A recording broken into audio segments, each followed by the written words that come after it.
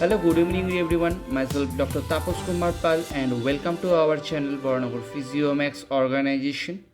Again today we are with a new video, a new clinical case discussion to make you understand some of the spinal deformities. So in this video we will be making you understand that what exactly the problems of this particular person and what are the things we are seeing in this particular radiology. So before going and before making you understand what exactly happens, you first just notice both the spine, and this is what's the PA view of the spine and this is what is the lateral view of the spine. If you just notice of this PA view of the spine, we can see a deviation, and this X-ray it's of a just a 14 years old child who is having a severe pain, and the time we saw the child he was having a severe pain on the lower back region. It was near the thoracic and the thoracolumbar junction and the lower torso. So the time we assessed the X-ray, we saw there is a lateral deviation. So we can see in this view, the right side it is quite laterally deviated.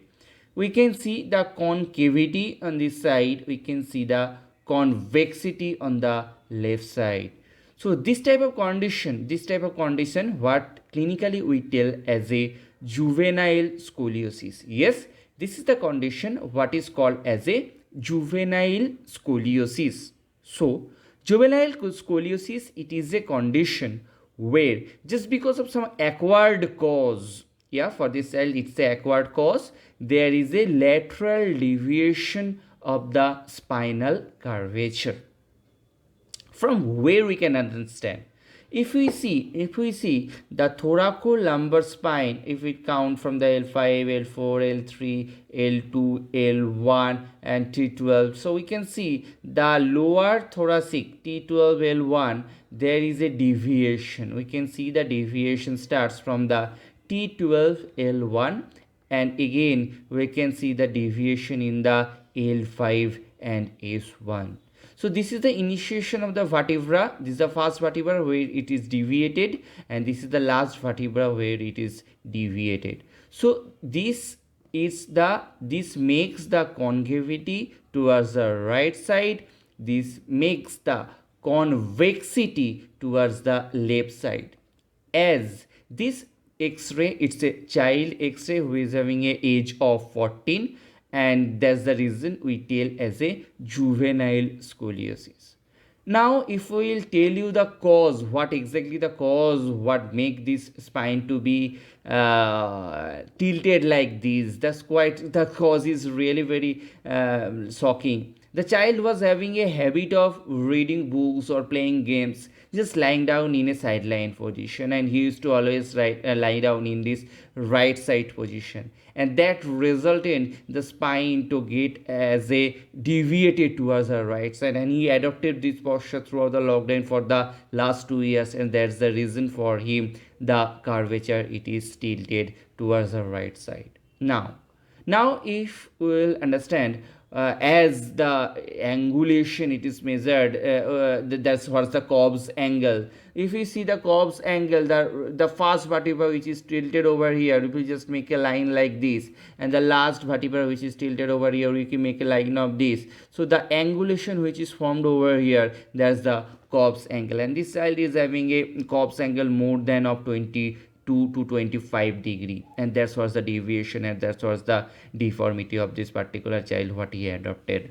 Now as we know, most of the scoliosis it's having a two curvature. One in the lower side they used to have a curvature, and the upper also they is having a scoliotic curvature just because of the compensatory mechanism. But as this is a acquired condition and this is the child's X-ray, that's the reason yet he did not develop the secondary curvature, only he is having the primary scoliotic curvature in this particular region. So we understood from this particular video how the acquired scoliotic curvature looks like.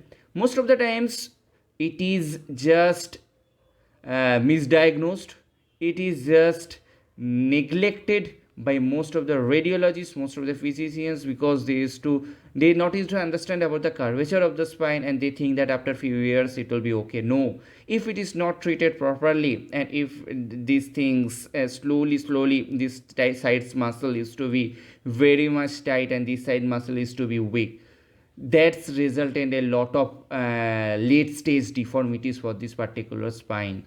Most common muscle which is to be tight, which is the quadratus lumborum. So this is the position of the quadratus lumborum muscle which is present over here. It is to be tight, and this side quadratus lumborum used to be very much weak just because of the overstretched position. Except of that, this type of person, this type of child used to have a severe gait deformity, severe forward bending position. That's what it is seen among these x-rays. So I think if people understood how the juvenile scoliosis it is looks like under the radiological view, and we need to identify the problem as earlier so that the spinal deformity or the spinal curvature it can be corrected, or else it is to be very much delay so to treat this type of condition which may lead to severe deformity including the disc herniation. So I think all of you understood what's exactly the juvenile scoliosis under the radiological view. So thanks everyone, those who are watching this video, those who watched the video, don't forget to like the video and don't forget to subscribe our channel. Thank you.